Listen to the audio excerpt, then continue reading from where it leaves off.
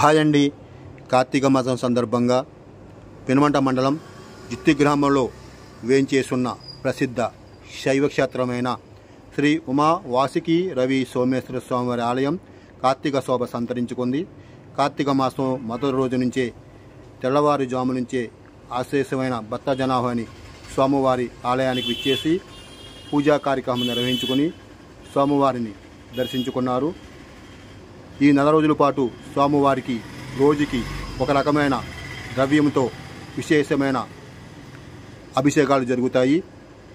దేవస్థానం వారు విస్తృతమైన ఏర్పాటు చేసి ఉన్నారు.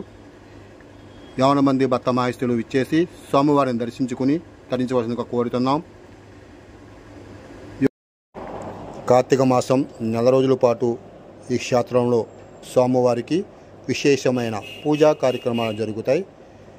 మరి ఎన్ని వివరములకు స్క్రీన్పై కనిపించే ఫోన్ నంబర్ను సంప్రదించండి.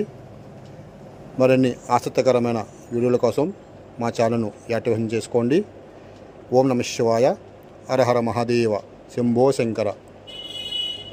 కార్తీక దామోదరాయ నమః.